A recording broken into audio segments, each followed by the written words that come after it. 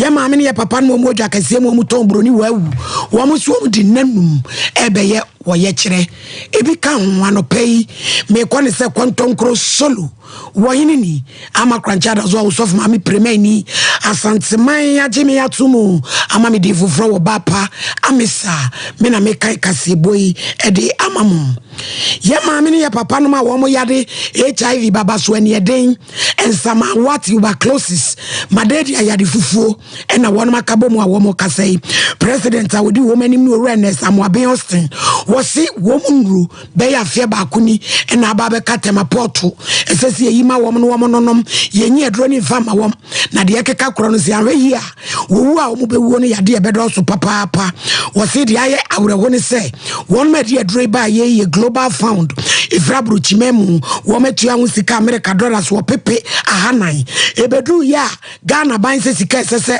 enkrofoni tua no wo ma de edro ni be cheye no entua no enu ye tienye edro ni mawom na sasem we de tesamum de anokuranie ene ka wo man no atokro do pa eno ne nam so a ama won mani abrei na commissioner general ya wodi edomani mu ni ya maame Julie esiem eno se wo mon koma komanto mo yam na pani wo fia asefia mfo ne fodu na pe enuro no obeyi ama wo no for the Ghana Revenue Authority.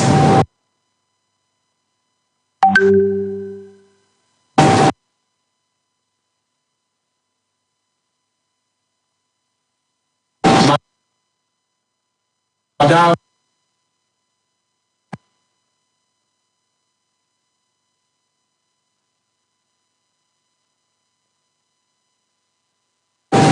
Ura nesia moaben ye maame ne ye papa no manya baba so ani eden HIV ensama wati tuberculosis ni ya fufuo madedia wono ne di wonu mani ma nani abrise wo mu no yenyima o maame esiem oso obeyi edi ama wono amrado wo men ye bank Batan Bank of Ghana Dr. Ernest Addison eno dia betu dwa se sabre isi kasem no dia sitimpo mu anisa dia ma Ghana fo guriguri sa confirm edi ya hokopem IMF se akwa akopem pesi America dollars wo pepepe miensa yesika nyina koye bibia wo covid ya daworo mabeka ne mabubo mu oko public account committee anim eno de asemi tudwa se ehihye ya umdi gu akwa mu nti amasa abresi kasem no e banka krakra ne yeno ne yebusa ne se mo ho ka be sa kronfo no so da ben ena mo betuatu ankrofo ka ena osuo baby o maduro yidie wonu se hwie be kakrakra wo be yin nyina firi o. For the economy as a whole, I can tell you that things are improving. Our foreign exchange reserve levels are improving. Recently, the World Bank, thanks to the members of parliament, approved a facility. So we have had $300 million added to our reserves. All of that, strengthens our position to support you in executing these types of projects. So rest assured that so long as the economy continues on the path that we are on, we should be able to help you deliver. Ye Ryaness Yadison no one no may ya bangi bad time or down o jam training ya wo emrache jemu from a good yani and what in the any munya for Samuel atachia one one a year wakwa na faba tompesia so emrache jani na wasi drum so ya nkrofosu sabe sabre oni siji fonu guswade kasa se drum so no aba wo mo fa hye pro ne mra bonten no bia dan hu se ne me na drum so enam so betumi aboa ama ya toto niema wo se won mo ni mpanifo swada ya wo mo kasade wo mani edi niema chi sanse Ghana fo ani de akire se drum so no aba mpanifo ma yehunu na yehunu se ne e wo me honti me ye ma ade bia na me hu kwa me fa so nanso isi gifo se wo mo nya botere na wo mo nkoso afo mo niema wo mani ni niema chi na niema ntete mpansam ye se de nipa bi pese wo mo kafa ya ho dede no ehu oru atachia nasemni. Other agencies like we just completed with Greco is telling us their work program. Greco is a very strategic stakeholder in power transmission. So we have the generators, those who generate the power, and they transmit the power. So we need to look at some of their issues and also get a better understanding as to the transmission system and how it operates. What has transpired today, which is very interesting, is that they cannot, if you like, tweak the supply of electricity. You see, they don't have a power to sort of sabotage the flow. The flow is scientific and technologically driven. So when there is excess which has a potential of blowing the system will do some correction, and then the loading is done and the shutting is done. If you are not careful and you have more than the system can contain, it can blow it all. So this is what they are doing, which is to say that they do not have the capacity to shortchange Electricity Company of Ghana in terms of the power they deliver to them. No, because they are engineers who are running the system, so we shouldn't worry about it at all. And what it is that they have even done backups to ensure that the system does not degenerate. What we have to be concerned is that we have sufficient fuel driving the plants. And all the plants that are doing maintenance should up their game with the maintenance. So they operate at full throttle and generate more power. When they generate more power, Gridco will transmit the power, and then ECG will receive the power, and then we get good power supply. Some of the problems. Yera Samuel Atachia and yet say Wakasano. Na Sompa Kukumatin Sonia this year, and to train Komoji won my drink. Do solar basso, can you share free say who say Bia ebo anopa 10 or me do lighter, me ba anopa me do fridge because of me be so. But who say Bia ebo 10 me do ma. Let's say you say I mean I'm the bed, a bed, a toda. It will be no do fridge. Now we say Bia ebo 10 now. When you freak a cry, you so fridge in us. This time so need do light.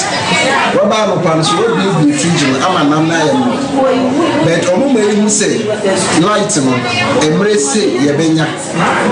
Abema yesu ye tinya hu de we asbe ye adwuma na ama. Ye mboka na say ye no ma no enye de ensay.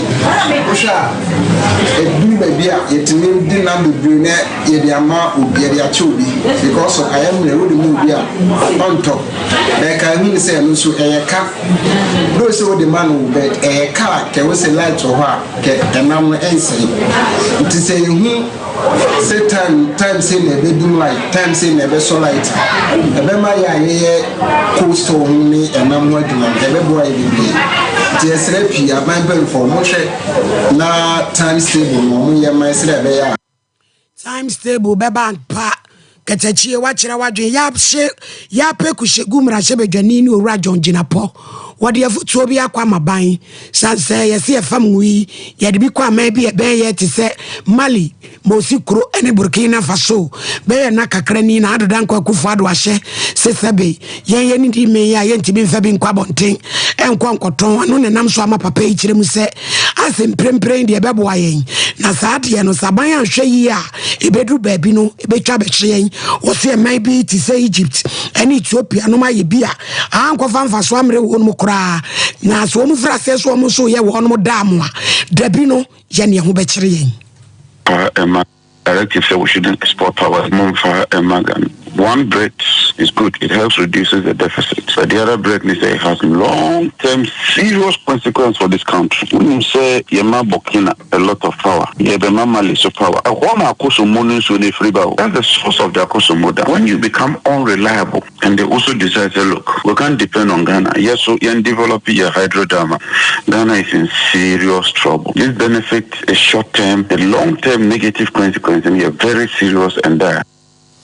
Ye John Jinapo ono na ya peku shegu emra sebejani acting commissioner edema insurance ora Michael Kofiando ena worker says to the bi no obi ho koka adwam so anya nkwahia bi na insurance ya waye de ese edema no ne kocha dodo no afra prosifo hwehwemu ene adokotafo a wo mudi asem no wachi ehun nkrata asem a yede beba no na akwakoye boache bidin wo de asem itudwa acting insurance commissioner na wo di dwumaso bi e wo mfimfini mantemwa watu din say enhancing economic development in central region through insurance inclusive eno no de asem ye de ehwemu say nyo mo na ya na ye bibi eto da bia na akwa bibi o ntisi akasai no omni medical and dental council for be kabum no ma ye nhye ye ko ye nimu no na niamatimi aye wano Jumedia ibidi wahano oye stakeholders consultation conference. Yanyi mona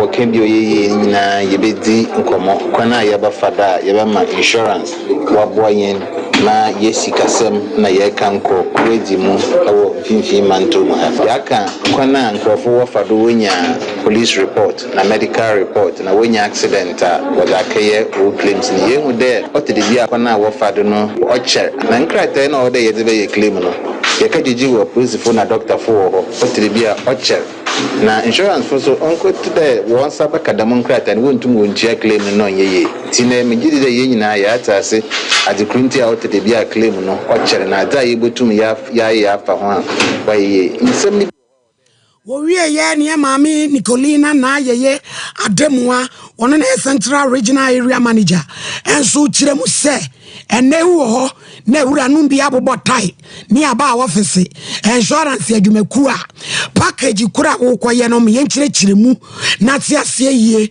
na obi amfa wo nsa nkohye boase Wombo modia se wo betie mu ye ehihye no entaase ye a entumi fa wo hu nhye mo ma na ye National Insurance Commission de yembo tide ye member acheche na agency na insurance company na woni ni de nkete ho no wonko ye a ana enti niama bia se ma senia nhihye ne eko no na woda breye na ya hwemu edi nsem no kama na ye kasa inclusive insurance a ye chede enye emratie ne wona wo ye abanye juma pe no betumi aye sa insurance ne micro insurance no wo ye insurance a wote nkakra Yet work as your bonny Sonia body a Ramu Kumasi Central Market.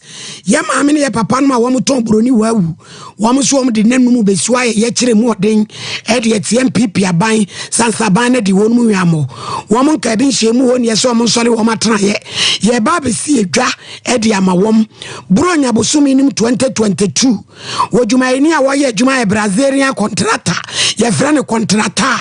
Pamu my phone in Afan Kukurin Kaka, a Johnny.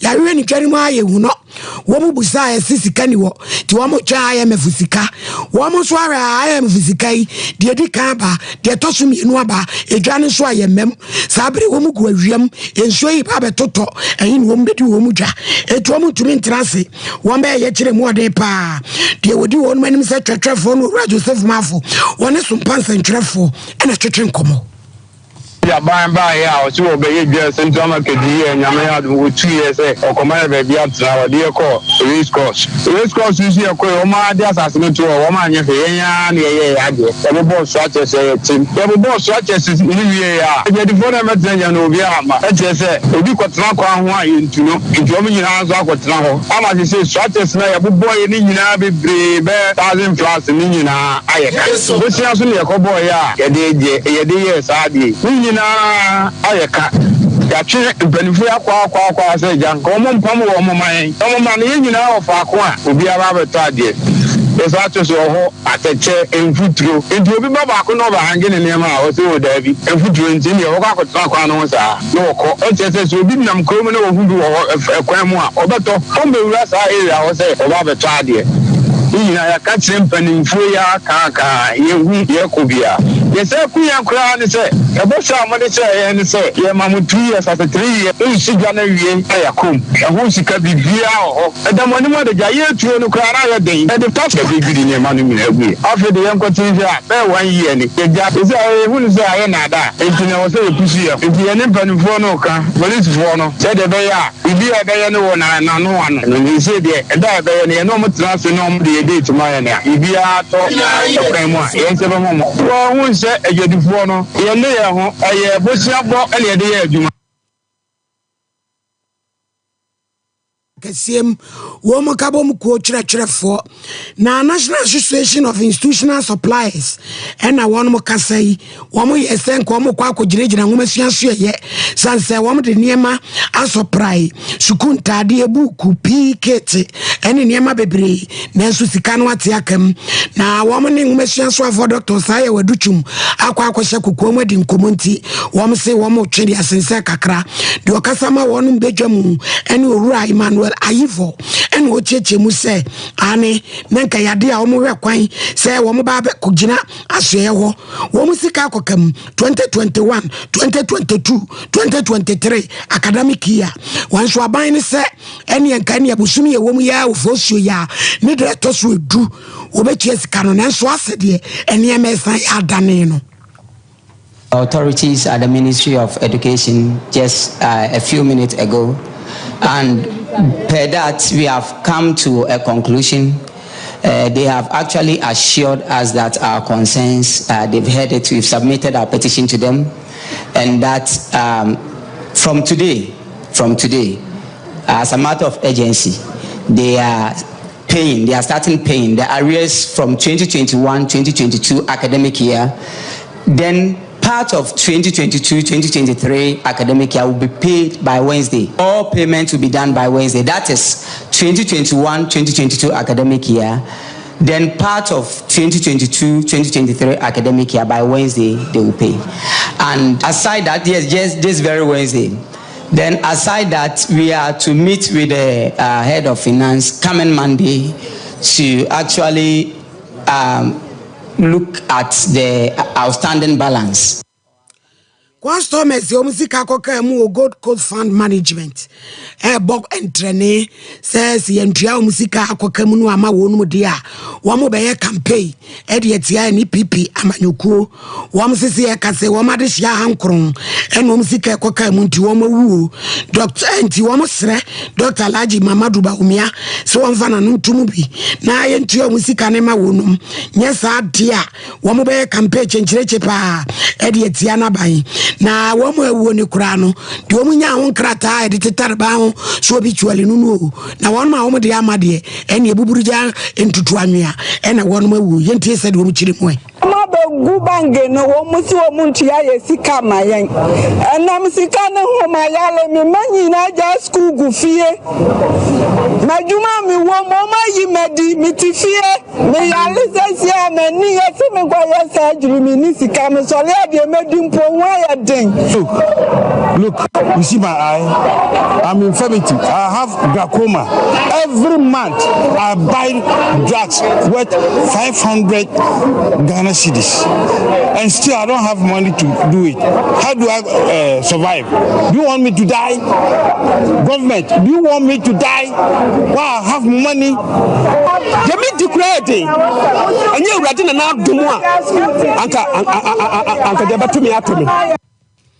Na chere se bi mu kura abobon kokura ne mrewa na papa ba ku kura glaucoma iwe nu beda ko campaign yesere mpanifo mo we na sika mbetimi ayehu bibia monye bibi so fama wonom na ye ma me ne papa no mo so twi pragea so mo beto mo hyentuade anim amu nchemu aduonu sanse ne ma kosoro fango a wo mo todigu mu no ne ma ebisi basa enti mpanifo nye bibi so mfamfa ho titiri wo mo mpanifo a edi eko nani mu no hihye bi wo wese so wo mo de wo mo fam na tumi bo am dwumadie no konkan dia wo mo nye na entumi emwa Hamza Hafiz Wakasai. Yes, today we are increasing our transport fares by 20%, and this is as a result of a whole lot of things, including fuel. Just last week we had about the fuel being increased 2 times in 1 week. Now it's about 14 cities, 20 pesos per liter, and it is weighing us a lot in terms of our operational expenses. Looking at even the oil that we used to change our operations. We used to buy the cheapest oil at 45 cedis per liter, and today it's about 60 Ghana cedis per liter. As for the spare parts, it's something that we don't even talk about because those spare parts are not made in Ghana. We import them, and as a result of that, it has a direct connection with the dollar. And of course, the dollar increase, the price of the spare parts. Just last week, I bought a starter for my bicycle for 500 Ghana cedis. kasia no asi 21st clinic ne kan fo mo anopel to asinti twetwen eniema koyie ma wo a enye na atenaye ebu bowura ho na kwagye waya ahwe mizo ni 5G wo ye wo topon gya wade ho tew na wudi wa woda emo anim banyam eno ene ye de ye niema 0246270221 asante ye po Benedict wono oya so pani oya busia pani so ofia woni ne samufo pani akosia somo Elizabeth Tona na yere so de anopahema betena fidie na chiachimchim de amaye Kevin eni nuanom so abodwuma MCR ho ama news no ay kama oba panyina misumiti adwamu ohini ni ama krancha da zoa matiemu a eguna sew edi amamo ya mo mafie mu ye so sweet die o man ya wadubu achi yewura oguswade gina kwanchi mu ani memenda oyo besi ama nwasasie a wo ye nyamedwuma oba mema wiase nyina danso achi